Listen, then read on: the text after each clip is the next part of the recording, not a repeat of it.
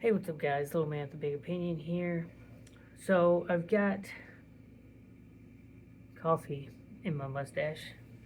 I was reading an article talking about communications, how it's affecting Russia and Ukraine, and I've been reading more stuff on Iran, and I've been doing more prepping myself. And most of the prepping that I've been doing has come out of a house. A little bit of backstory here. Um, I don't know all of the details. I know the details that matter, and that is a close family friend. When I say close, I'm the scoutmaster for two of her grandsons, and the other two grandsons are roughly my age. So I kind of treat her like a grandmother. Goes to my church. She was tasked with cleaning up someone's house. As far as I know, the person is still alive. They just had to move somewhere else. And when she showed up to the house, um, it was in a lot worse condition than she thought. The lady said, you know, try to have it on the market, 6 weeks to a few months. She talked to my grandmother. My grandma went and looked at it and was like, yes, this is a lot more of a problem. Or not so much a problem, it's a lot more work for her to handle. We show up, me, the wife, cousin, baby. And even with the four of us, it's a lot of work. But in that work and cleaning stuff up, there are benefits. I took a 30-second video. I'll show you that now, and you can see some of those benefits. I showed up at a house that one of my grandmother's friends and a church lady is cleaning up, and there's a whole chicken coop here. And there's a whole chain link run in here. And as long as I take this apart and take it home, it's mine. So when you look at that video, uh, you know, the chicken coop that I was building, I spent about $400 on wood for it. I built the platform and the frame. I started building some of the trusses. I'm going to take the frame apart and just leave the platform. I can use that platform to put my rain barrels on so that they have a little bit of height to them, generate some pressure. Like, I'm not upset that I built 60% of a chicken coop. And the wood is not useless. That chicken coop, the one you saw in the video, I'm actually very proud of myself. I dug the legs out. I don't think they started out buried, but they were about 6 inches deep in the dirt. Put some chains on it, kind of straighten it out where the trailer would be. Put a chain on it and just kind of, I got some pillows from the house and stuff, put it on the side of the trailer, and I just kind of tilted it and knocked it down on the trailer. Haven't gotten it home yet. Haven't brought it home yet because I haven't, tied it down to the trailer. I need to get the winch out and pull it a little higher up on the trailer. But I mean, this chicken coop is gonna hold 4 to 6 more chickens. The one that I was building, 3 nesting boxes. This one has 5. This already has an automatic door on it, the little solar panel. And from my understanding, the lady moved, from Texas to Pennsylvania. she's not going to drag a chicken coop along with her. She didn't have chickens. Not anymore. That coop, she said, been sitting there for about a year and a half. The neighbor's dog killed the chickens. She didn't get any more. It's just kind of sitting there. So, one person's trash is another person's treasure. And, the run itself. It sucks moving that far away. And there's just certain stuff that you don't take with you. But hey, I'll take it. And we're helping clean up your house, so I hope. I don't think she watches my videos. I don't even know who this old lady is. I know my grandmother and her friend.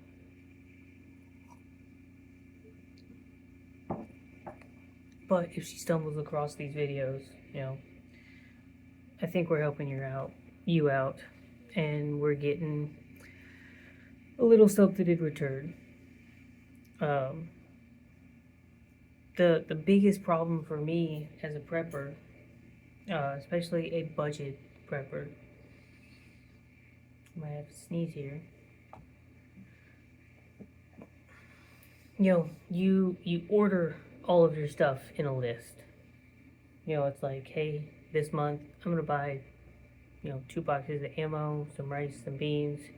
I put $30 aside for X project the next month. Alright, I'm buying an extra battery pack, 1 box of ammo, 2 bags of beans instead of 5 bags, and I put 25 aside for this project. And you're kind of going back and forth, and on projects. The chicken coop had a rain barrel. And then there was another rain barrel going off of the carport. Both of them already have water hose spigots attached to them. One of them has a hole in the top with a mesh screen where they were collecting the water off of the shed. The chicken coop one, they were definitely just, filling it up with water, but it was right there next to the chicken coop that they could use. I've got the stuff to cut a hole. I've got, mesh wiring to keep, bugs and debris out. The only thing that I really need to purchase at this point is the leaf guard for our rain gutter. Buy that, cut that section out of the gutter, reroute the gutter to go into the barrel, and, rain catch it. Because these barrel, the entire project, let's just say it was going to be $200. Barrel, water spigot, leaf guard, maybe more, downspout, piece of PVC to go in the middle so that, the water will even itself out. All of that stuff costs money. And you might be saving for it.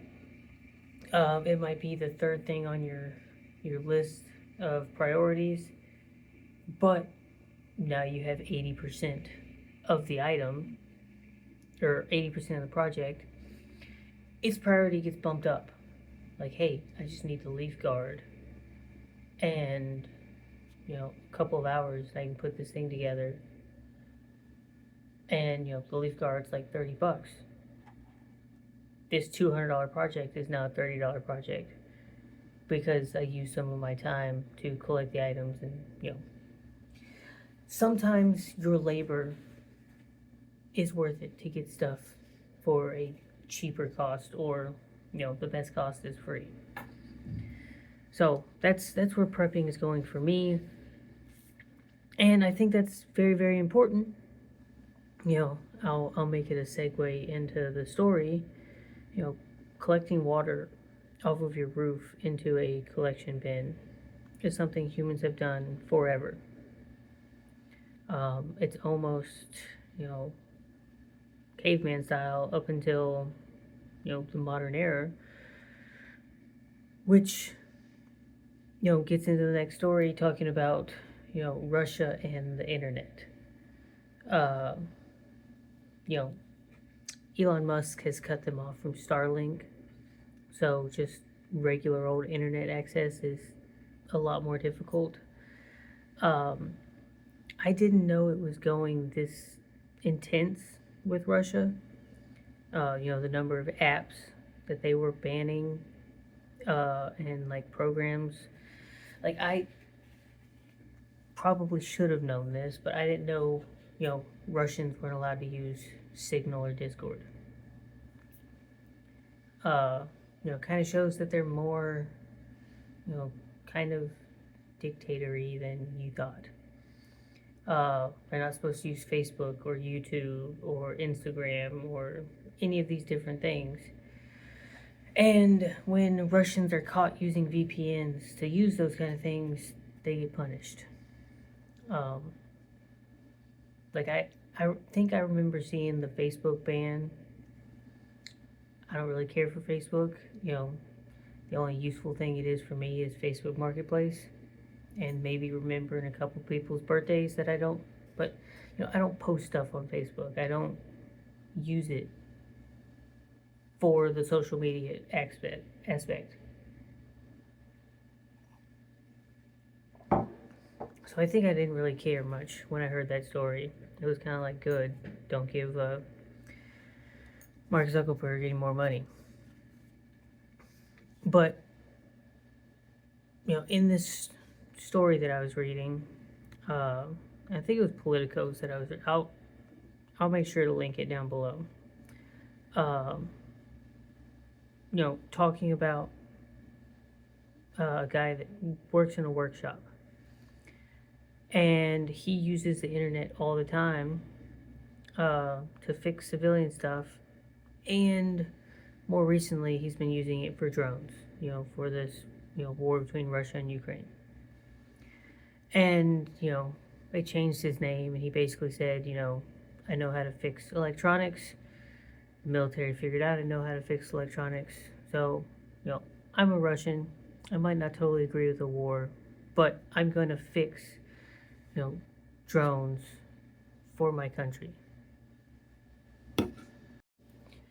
Sorry, I had to do a little bit of work there.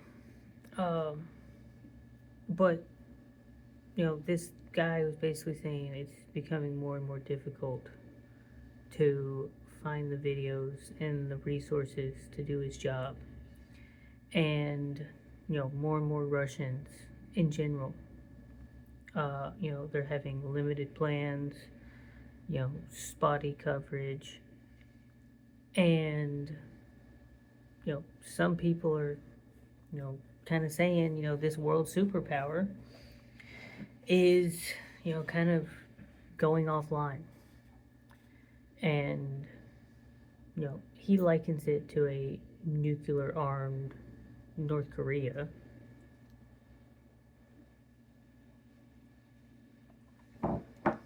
Or someone that would need to heavily rely on China. And that's kind of scary. You back, I don't know what kind of animal, something scary, bobcat, mountain lion, bear, something that can very easily kill you. But you back it up into a corner, and most animals go off of fight or flight. Some freeze.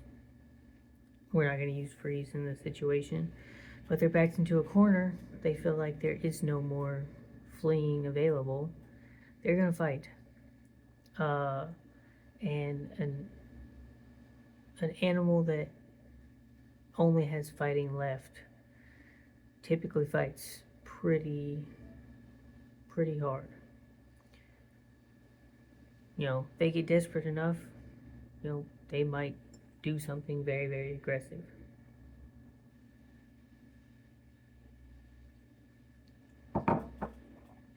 So that's something to keep in mind. If you believe what you see on the, it's it's difficult for me because I see videos of, Ukraine taking back territory, uh, X number of Russian casualties, and I live in the part of the world that only wants to tell you all the good things that Ukraine's doing and all the bad things that Russia's doing. Uh, even if Russia did something, they take a city, they're gonna tell us about this, days if not weeks later. They're gonna tell it to us in a couple of sentences instead of, making it, a front page article. And, they might just, leave us in the dark completely. They might spin a false narrative. Like, both sides of the conflict, you don't know the exact number of casualties. Because, let's say Russia's lost 2 million soldiers. They're not going to tell the world that. They're going to tell them, any number less than that is better than saying the exact number. Ukraine's going to say the same thing. At the same time, it's like the bigger, bigger fish story. If you've never heard that analogy, you catch a good 11-inch bass. When you're telling your friends, dude, I caught a fish this big. Telling your family, oh, I caught a fish this big. And they start spreading the word. And eventually the fish that you caught was, 4 foot long and a world record. People do the same thing in war. I killed 10 enemy soldiers. Well, I killed 15. I killed 25. I threw 1 grenade and it took 4 guys out. My tank has this many confirmed kills. Well, we hit that other tank and it was smoking. It's not like every single one of these are numbered 1 through, 1,000. Maybe the tank escapes, but you saw it. It was smoking. You claimed you destroyed it. You're fluffing your numbers a bit. I damaged it enough that it's probably not going to work. We're going to say we destroyed it, even though it could be getting repaired and, come back in the fight. Or you're just going to lie in general. You take back a piece of territory. We routed the enemy, destroyed all of their combat capabilities, captured so many people, and you fib and squib the numbers. Like, I don't remember what it was for, but I remember the number being 292. And they spun the news article at saying, nearly 300. You're not really lying, but they determined saying the word nearly 300 would draw more people in than saying 292. And I don't remember if it was dollars or deaths or whatever. But that's what we do. And if you said nearly 300, eventually you're playing the telephone game. Some person is gonna just cut out the nearly and say 300 units were destroyed. Wow, 300 units, 300, and that's kind of your misinformation that you have there. So that's going on. All this stuff going on in Iran. Ships are turning off their GPS trackers to go through the Strait of Hormuz. Oil in the U.S., was kind of like this, and this attack happened, and it did this, and then they talked about stuff only lasting a certain amount of time, and a lot of objectives being made, and it's doing this, and it's kind of doing this right now. Um, I would like to think that fuel prices are going to be increased for a short amount of time. This is something that probably needs to get handled before, the start of May. Um, when fuel prices will naturally go up a little bit because of the summer and more traveling. Um, but just as a reminder, this is a conflict that has been going on for most of human history. I think back to the Crusades, and the whole reason why the Spanish started doing stuff in North America after they found it. God, gold and glory. We beat the Muslims in the early 1400s, late 1300s, fighting for 700 years. This isn't something that anyone alive can say this is the thing that started this. We're just in our current iteration of having disagreements and fighting each other. But it is getting several other countries involved. Several other countries that I think, this is just my opinion, are wanting to advance more into the developed world and, kind of go along with some of our ideas and, governance. And there's other, I'm not dogging on, Iran for the government system that they have. From an opinion, I can say I think ours is better. And you're arming a rebel militia group to kind of do your dirty work. I know my history. The U.S. has been doing that forever. But it's affecting, global trade. And so, the U.S. has been the world's police for a very long time. And, it's not just a U.S., Israel, Iran thing.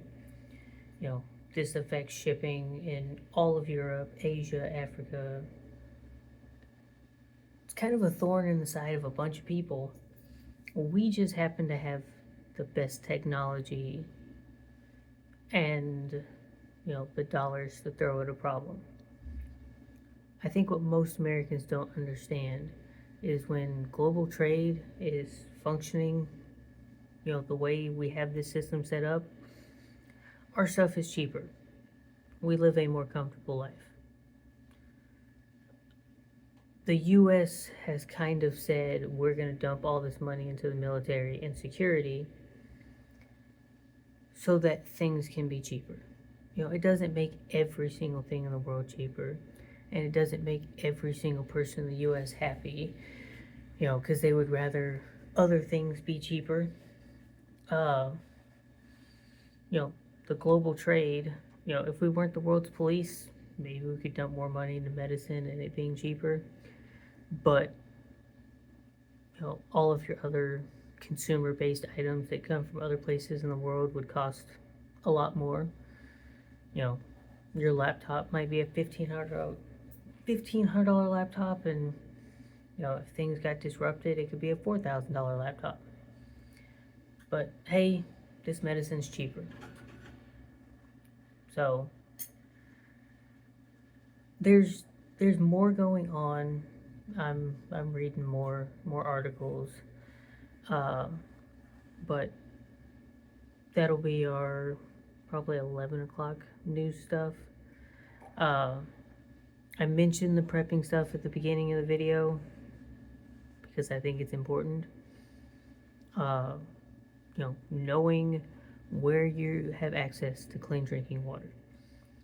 I can take the water from those rain barrels, bring it inside, run it through a filter, and I know me and my family will have clean drinking water. We're not going to get sick from it. We can prepare food, we can take care of our animals. And it's a very, very simple thing.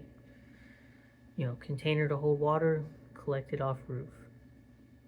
Use water for animals or plants as is, run it through a filter, for you to drink it. Boil it, cheesecloth it. Run it through a bandana and water tablets. You know, it's it's one of those things that now that I've got the barrels, once I get them set up, all the different natural disasters, the World War III, the Civil War, the whatever, that's a universal item for every single thing. That's a universal item for, hey, your city's announced a boil water notice because, we had to fix a section of water pipe. Uh, you know, so it lost pressure. We're flushing the system for 6 hours. We've got clean drinking water. That system is not a part of the local municipality, and that makes me happy. It makes me feel good. It makes me, I've got that insurance, physical insurance that I can physically see, and I paid for it, and I will reap the benefits when the accident happens. That's when I'll cash in on the insurance. But I think I'm rambling on at this point. If you enjoyed the video, like it, subscribe to the channel, and share this stuff with your friends and family. Until that next time, I'll catch you later.